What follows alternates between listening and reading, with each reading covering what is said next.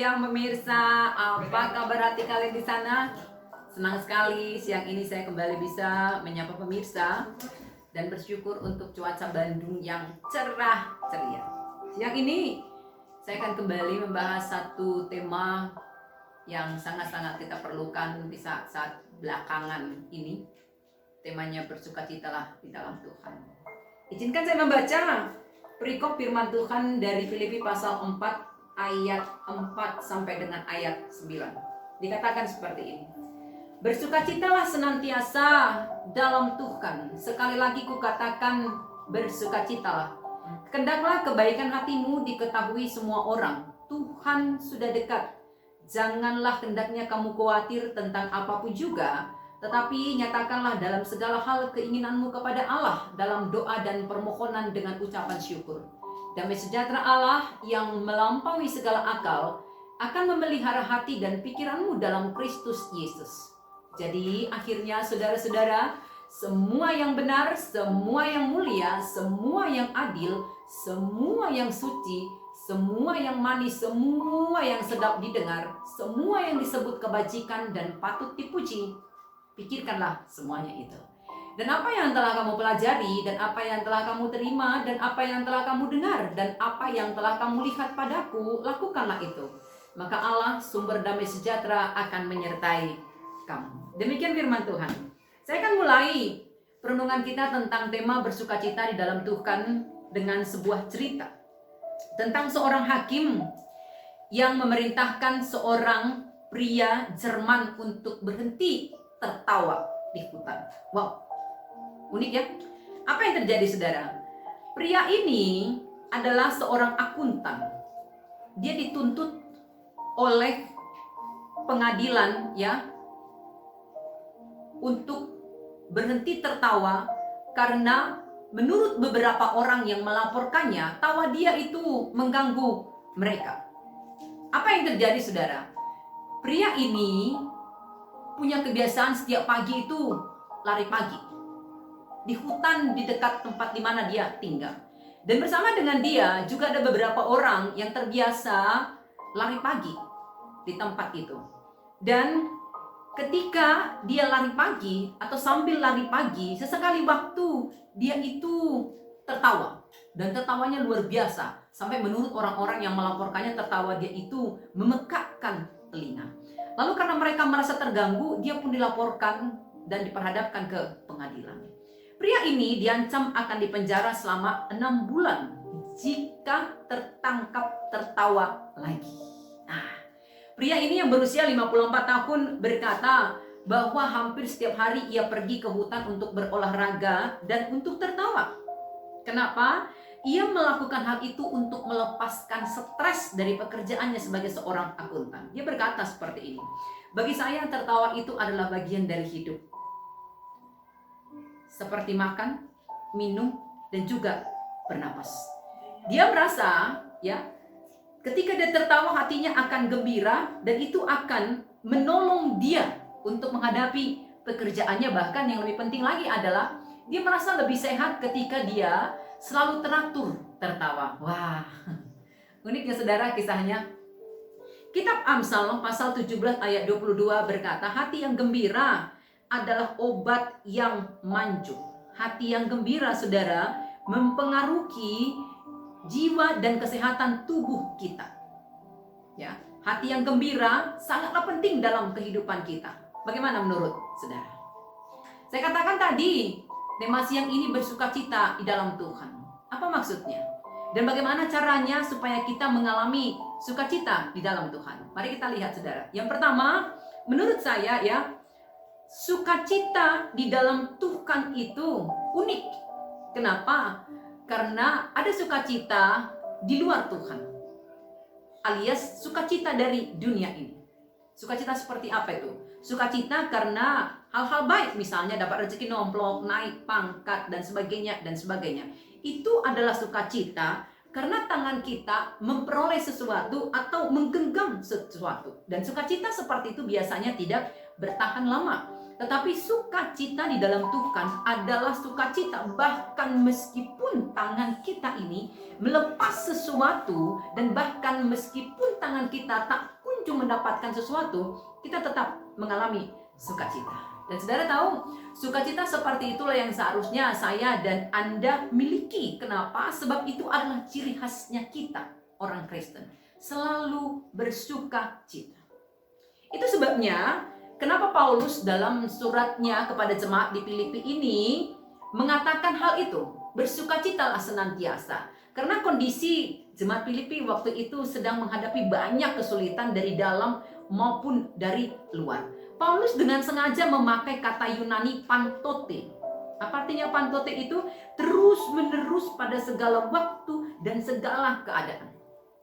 Jujur, dari kacamata duniawi, kita tidak akan menemukan alasan untuk bersukacita dalam segala keadaan. Contoh kecil, Anda atau keluarga Anda dinyatakan positif COVID-19. Mampukah Anda bersukacita dalam kondisi seperti itu? Lalu kenapa Paulus mengatakan bersukacita dalam segala keadaan? Saudara, mari kita bandingkan dulu dengan apa yang dialami oleh Paulus. Artinya, ketika Paulus mengatakan bersukacitalah senantiasa, dia tidak sekedar mengatakan kata itu, tetapi dia sudah lebih dahulu menghidupi, melakoni kata itu. Bahkan tanda kutip membuktikan kalau ternyata dalam segala kondisi pun kita bisa tetap bersukacita. Kalau kita bisa melihat 2 Korintus pasal 4 ayat 7 ke ayat 17, di situ Paulus menuliskan alasan kenapa dia mengatakan bersukacitalah senantiasa. Kenapa itu menjadi sesuatu hal yang mungkin untuk dilakukan. Dia tulis di situ, dalam segala hal kami ditindas tapi kami tidak terjepit. Kami habis akal namun tidak putus asa. Kami dianiaya namun kami tidak ditinggalkan sendirian. Kami dihempas namun tidak binasa. Kok bisa? Ayat 9 saudara menjawabnya. Kami senantiasa membawa kematian Yesus di dalam tubuh kami, supaya kehidupan Yesus juga menjadi nyata di dalam tubuh kami. Wow, sesuatu banget. Ternyata rahasianya apa saudara? Bersukacita dalam segala kondisi itu ternyata rahasianya sederhana. Membawa kematian Yesus di dalam hidupnya. Sehingga kematian itu menjadi nyata, mematikan keinginan-keinginan daging untuk galau, untuk sedih, untuk panik, untuk stres, untuk putus asa, dan sebagainya. Dan sebagainya. Saudara ingat? Paulus pun pernah mengalami masa-masa sulit. Bahkan teramat sangat sulit. Contohnya di Kisah Rasul pasal 16 ayat 25. Ingat saudara, ketika Paulus dan Silas berada dalam penjara, dalam kondisi terbelenggu, kakinya dipasung. Tapi dalam kondisi itu apa yang dilakukan Paulus dan Silas saudara? Mereka berpraise worship. Mereka menyanyikan lagu-lagu pujian dan penyembahan kepada Tuhan. Sehingga apa yang terjadi? Seisi penjara itu menjadi tenang, adem, mendengarkan pujian yang dinaikkan oleh Paulus dan Silas. Dan bukan cuma itu saudara, pujian mereka itu mendatangkan mujizat. Pintu-pintu penjara, rantai yang membelenggu, juga pasungan di kaki mereka itu terbuka. Betapa terbukti saudara, sukacita di dalam Tuhan amat sangat berdampak dan berkuasa. Itu sebabnya Paulus berkata sukacita itu ciri khasnya orang Kristen, karena sama sekali itu tidak lepas dari ajakan-ajakan yang lainnya. Artinya ketika Paulus berbicara bersukacitalah senantiasa, itu sering sejalan dengan ketika saya berbuat kebaikan. Bagaimana mungkin saya bisa berbuat kebaikan ketika wajah saya murung? Jadi artinya ketika saya bersukacita senantiasa meskipun kondisi saya sesungguhnya sedang tidak baik, saya akan tetap bisa melakukan kebaikan kepada yang lain. Nah, dan karena itulah Paulus bicara kepada jemaat Filipi, bersukacitalah senantiasa, karena Paulus ingin dalam kondisi sulit yang sedang mereka alami, jemaat Filipi itu memiliki sukacita surgawi. Oke. Ayat yang berikut saudara, Paulus katakan, hendaklah kebaikan hatimu diketahui semua orang, Tuhan sudah dekat. Wow. Kalau bicara tentang kebaikan saudara, saya harus tekankan bahwa tidak semua yang baik itu benar. Misalnya apa? Berbohong untuk kebaikan. Itu tetaplah bukan sebuah kebenaran meskipun etika situasional membenarkannya, karena situasi ya mendorong, memaksa, akhirnya dia berbohong. Jadi misalkan tidak dikasih tahu kepada keluarganya kondisi keluarganya yang sedang sakit misalnya, karena tahu kondisinya ini akan memperburuk, ya. Pemberitahuan itu akan memperburuk kondisi keluarga yang mendengarkannya. Jadi akhirnya berbohong meskipun sebenarnya keluarganya sakit, dia katakan oh tidak apa-apa, tidak apa-apa. Jadi berbohong untuk kebaikan. Kebaikan, ya, ketika Paulus bicara hendaklah kebaikan hatimu diketahui, kebaikan yang sedang Paulus bicarakan itu adalah kebaikan tanda kutip yang benar. Bahasa Yunaninya saudara epieikes, artinya baik hati, lemah lembut, tidak mudah tersinggung, tidak tegar tengkuk, tidak mempertahankan pendapat sendiri, dan sebagainya, dan sebagainya, dan sebagainya. Kenapa saudara? Adakah kebaikan yang memang tanda kutip tidak benar? Banyak banget. Kebaikan yang, kalau kata orang Batak, mengait tungado. Kebaikan yang hendak meraih keuntungan untuk dirinya sendiri. Itu kebaikan yang tidak benar. Nah, ya.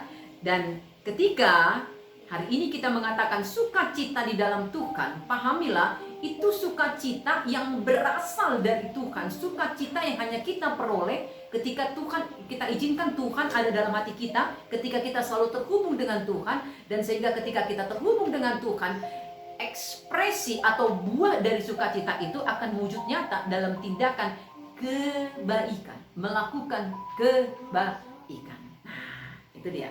Lalu yang kedua, saudara, apa yang kita peroleh dari perikop ini? Sukacita di dalam Tuhan itu ternyata lahir berdasar pada iman kepada Tuhan. Nah, saya angkat satu contohnya lagu dari buku MD kami HKBP. Lagunya seperti ini. Marolopo lopton di kidung jupang Yesus Tuhaki amu sude begemai ailas rohaku mandoki. Hatiku bersukacita setelah bertemu dengan Tuhan. Hai saudara-saudara, dengarkanlah betapa aku sangat bersukacita. Kira-kira seperti itu terjemahannya saudara. Ya, jadi kalau saudara mengerti bahasa Batak Toba, saudara akan paham makna dari lagu ini. Ketika lagu itu mengatakan marolopolo, itu saudara sukacita yang lebih dari sekedar sukacita. Jadi kalau dalam bahasa Batak sukacita itu marlas niroha, sebenarnya olok-olok itu lebih dari marlas niroha. Olok-olok itu sesuatu yang luar biasa, yang dinyatakan ya, yang dinyatakan tak sekedar dengan lagu, dengan kata, tapi seluruh ekspresi bahasa tubuhnya ya menunjukkan olok-oloknya, sukacitanya tersebut. Dan dikatakan di lagu itu ternyata rahasia kenapa dia bisa memiliki olok-olok sukacita yang luar biasa itu adalah ketika dia bertemu dengan Yesus. Secara akal budi saudara, ya, dia sudah disebut dapat menyanyikan lagu tersebut kalau ditambah dengan pengetahuannya tentang not dan musik. Pasti klop saudara. Artinya begini nih. Kalau saya menyanyikan lagu Marolopo, Lopton Diki, saya tahu tentang musik, notnya bagaimana, temponya bagaimana, iramanya bagaimana, itu akan luar biasa. Tetapi akan menjadi sesuatu yang lebih dahsyat lagi kalau saya menyanyikan lagu itu berdasar pada pemahaman atau penghidupan bahwa betul-betul Yesus ada dalam diri saya. Jadi meskipun sebenarnya katakanlah dulu saya tidak terlalu tahu menahu tentang musik, tapi ketika saya paham saya memerlukan Tuhan dan Tuhan itu ada dalam diri saya, keberadaannya itu akan menunjukkan olok-olok yang saya maksudkan, akan menunjukkan sukacita yang saya maksudkan itu, karena itu lahir dari hati, tidak hanya di mulut. Jadi kalau saudara pernah mendengarkan atau menonton acara-acara semacam Indonesian Idol atau apalah segala macam ya, event-event seperti itu kan kadang-kadang jurinya mengatakan, wah luar biasa suaramu, pesannya sampai. Kenapa pesannya sampai? Karena si penyanyi itu tidak hanya menyanyi dengan teknik menyanyi yang seharusnya, tapi dia menghidupi lagu yang dia nyanyikan. Nah, seperti itulah saudara kondisi orang yang betul-betul tanda kutip di titik mengimani Yesus. Iman kepada Yesus itulah yang tertuang, yang mewujud nyata dalam kata tadi, olok-olok. Sehingga meskipun sesungguhnya katakan lalu perutnya sedang lapar, kondisinya sedang tidak baik, tapi karena dia mengimani Yesus ada dalam rasa laparnya, dia akan dimampukan untuk marolopolo atau bersuka cita. Oke. Lebih lanjut, Paulus mengatakan bersukacitalah senantiasa, jangan khawatir, tapi sebaliknya milikilah damai sejahtera. Sukacita ya kaitkan dengan jangan khawatir, tapi milikilah damai sejahtera. Bicara tentang 3 hal ini, saudara, saya selalu ingat cerita opung saya dulu, ya. Opung saya dulu, dia bercerita tentang kebiasaan induk kucing, ya. Induk kucing kebiasaannya berbeda dengan induk monyet. Ya tentu saja berbeda, tapi dari perbedaan itu ada yang unik, saudara. Kalau saudara perhatikan induk kucing, kalau dia mengangkat anaknya yang baru lahir, apa yang lakukan induk kucing, saudara? Dia akan menggigit anaknya. Kalau kita melihat seram sekali ya, kayaknya nggak ada peri kebinatangannya karena anaknya dia gigit untuk memindahkan. Dan kalau saudara melihat anak kucing itu pasrah saja gitu, digigit, dipindahkan. Nah, hal yang berbeda, saudara, ya dengan induk monyet. Kalau induk monyet hendak memindahkan anaknya, apa yang terjadi, saudara? Karena induk monyet itu ya, monyet kalau biasanya kan ada di pohon, saudara, dia terbang atau melompat dari satu pohon ke pohon yang lainnya. Jadi dia pergunakan 2 tangannya. Kalau dia pindahkan anaknya, apa yang terjadi? Anak yang akan dipindahkan ini suka tidak suka, dia harus peluk erat tubuh induknya supaya induknya bisa dengan bebas melompat dari satu pohon ke pohon yang lainnya. 2 cara yang berbeda, bukan? Tapi sadarkah saudara, kalau 2 cara yang berbeda itu terjadi dalam kehidupan kita. Saya tidak mengatakan kita ini kucing ataupun monyet, bukan seperti itu.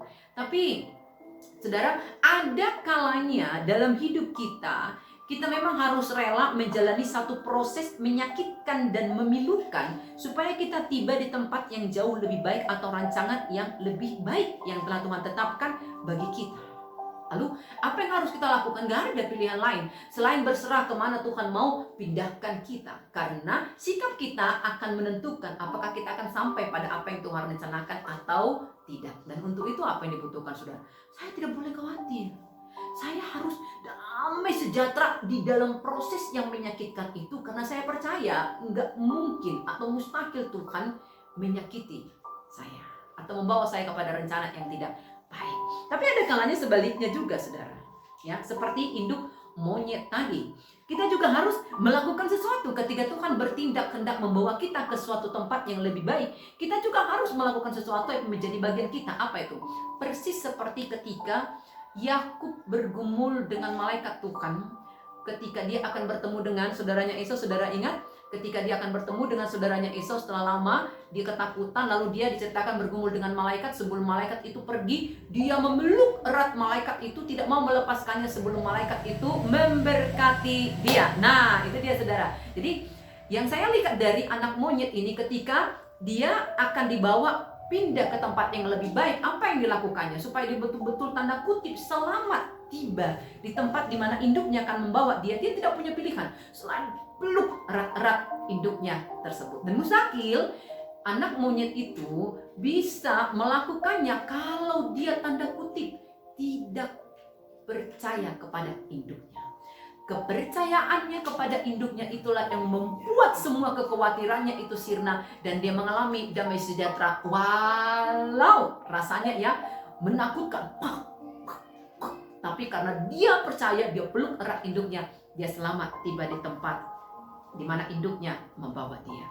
Tidak khawatir tentang hal apapun, tetapi sebaliknya menyatakan segala keinginan di dalam doa dan permohonan dengan ucapan syukur. Itu adalah gambaran dari kehidupan yang beriman kepada Tuhan, saudara. Iman yang mengetahui bahwa Tuhan itu paham betul apa yang kita butuhkan bahkan sebelum kita mengutarakannya. Bahwa Tuhan itu tidak akan memberi seperti yang kita inginkan, tapi persis seperti yang kita butuhkan.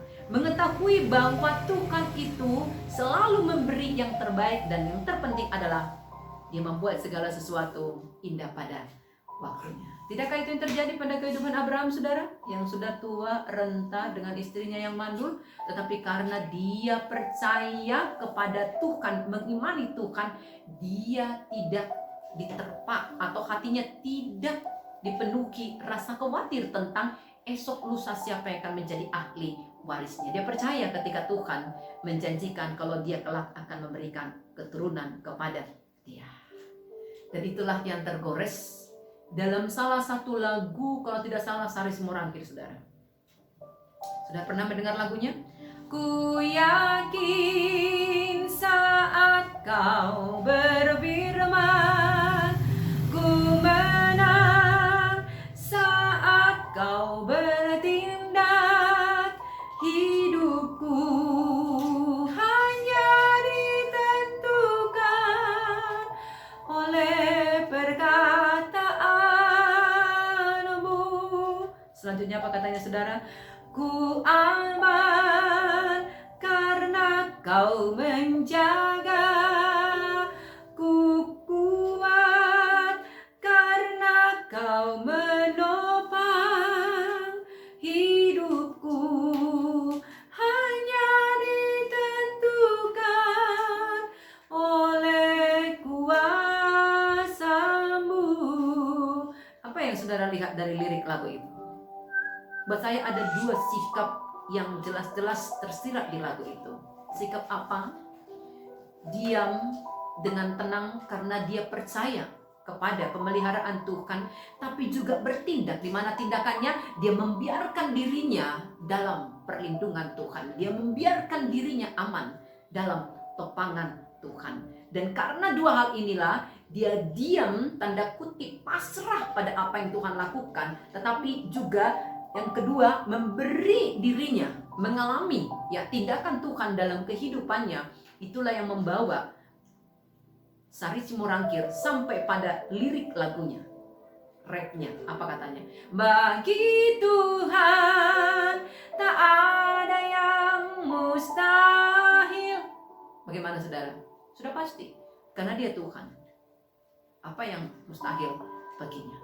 Tetapi saya pribadi mengatakan, mengimani Tuhan dengan cara yang seperti tadi, betul-betul siap dan pasrah, berdiam diri, menikmati pemeliharaan Tuhan dan memberi diri, mengalami pemeliharaan Tuhan itu, memberi diri. Itulah bagian saya, saudara, akan membuat saya mengalami mujizat Tuhan. Dengan kata lain, ketika bagi Tuhan tidak ada yang mustahil, bagi saya pun tidak ada perkara yang mustahil. Dan itulah yang disebut dengan iman. Ibrani pasal 11 ayat 1.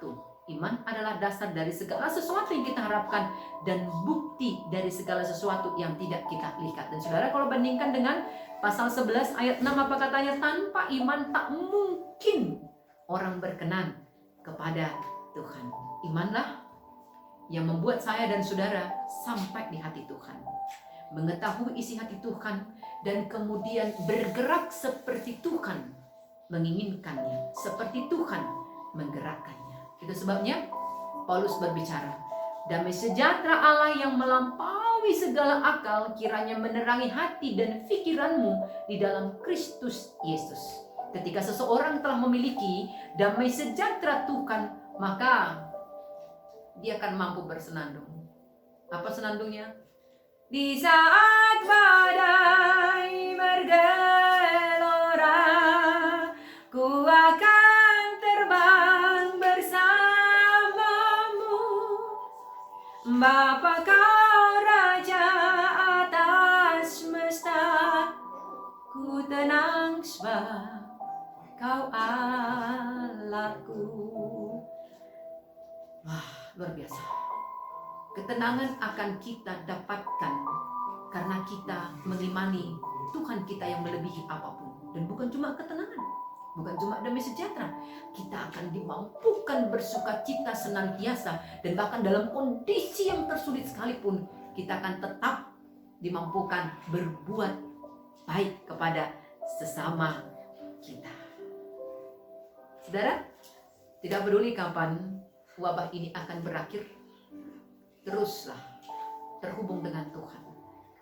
Jaga hati saudara, penuhilah dengan sukacita surgawi, agar meskipun kondisi kita sulit, tetapi kebaikan hati kita diketahui semua orang, dan damai sejahtera Kristus memenuhi hati dan pikiran kita. Salam sehat, tetap happy, semangat, dan uhuy.